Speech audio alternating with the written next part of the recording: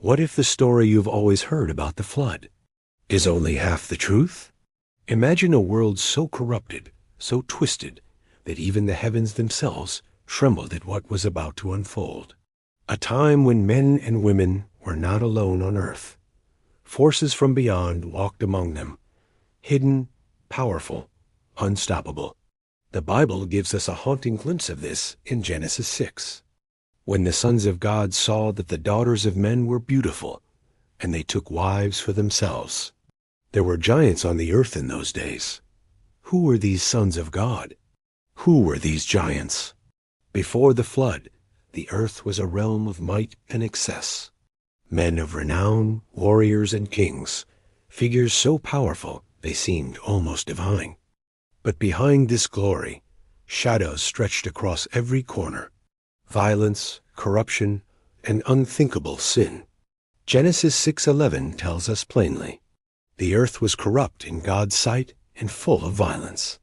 Ancient texts, like the book of Enoch, give even deeper insight. The Watchers, fallen angels, descended to earth, defying divine law. They shared secrets never meant for mortal minds. The forging of weapons, the crafting of magic, the art of seduction, the manipulation of the stars themselves. And from these forbidden unions came the Nephilim, giants, colossal beings, stronger than any man, cruel and cunning.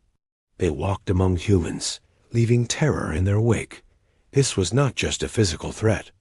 It was spiritual.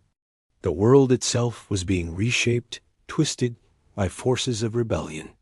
According to Enoch, about 200 angels, led by Samyaza and Azazel, swore a dark oath atop Mount Hermon. Together, they brought forbidden knowledge to humanity, teaching secrets of war, craft, and enchantment. The earth descended into chaos. Civilization crumbled under the shadow of these hybrids. The cries of the righteous reached the heavens. Even the souls of the dead wept at God's throne, pleading for justice. Then the Almighty responded. He summoned the archangels, Michael, Gabriel, Raphael, and Uriel. Each had a mission, a role in the salvation of the world. Michael, the commander, tasked with leading the heavenly host and imprisoning the fallen. Gabriel, the messenger, wielding wrath against the Nephilim. Raphael, the healer, sent to cleanse and purify the earth.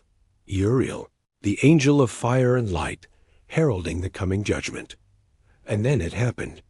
The heavens tore open. Angels of light descended like storms of fire and lightning. Michael raised his sword, a blade of pure, blinding justice, against the towering Nephilim. Gabriel commanded legions, striking down giants and freeing those enslaved. Raphael purified the corruption, while Uriel's fiery voice echoed across the earth, warning of what was to come. The battle shook the foundations of the world. Light clashed with darkness. Purity collided with corruption. Heaven itself seemed to tremble.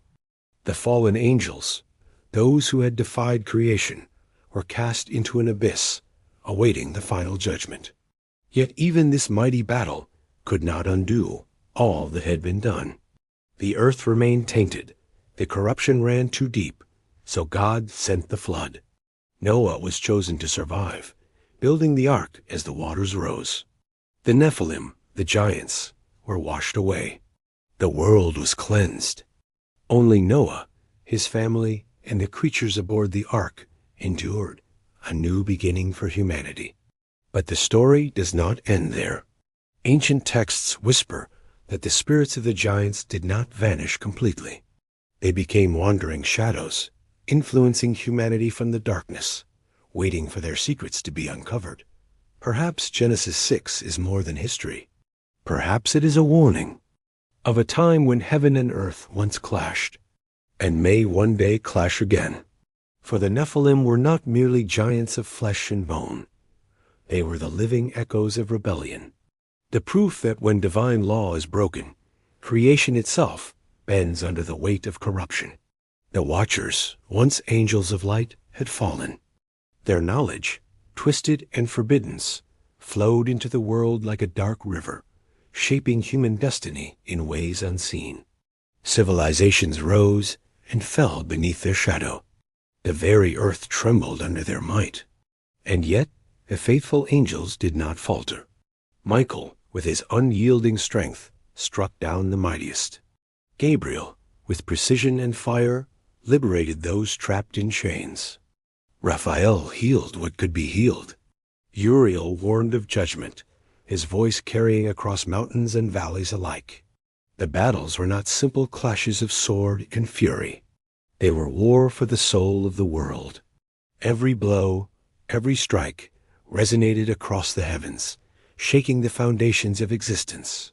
When the flood came, it was more than water. It was a purge of corrupted bloodlines, a cleansing of the hybrid legacies that threatened the future of humanity. Noah's Ark became the sanctuary of hope, carrying the seeds of a renewed world. Yet even as the waters receded, whispers of the giants remained. Their shadows lingered in legends, in fearful tales, in the very memory of mankind. Centuries later, explorers in the lands of Canaan would speak of giants in the fields, echoing the ancient horrors that had once walked the earth, and perhaps even now. Those ancient battles cast unseen ripples into our world. For the line between heaven and earth, light and darkness, is never fully severed, and the choices of angels and men still echo across time, waiting for those who dare to see. The story of Genesis 6 is not just a tale of giants. It is a story of rebellion, of courage, of cosmic balance. A story that reminds us, even in the darkest moments, the forces of light stand ready to confront the shadows. And though centuries have passed, the echoes of that battle still linger, waiting, perhaps, to return.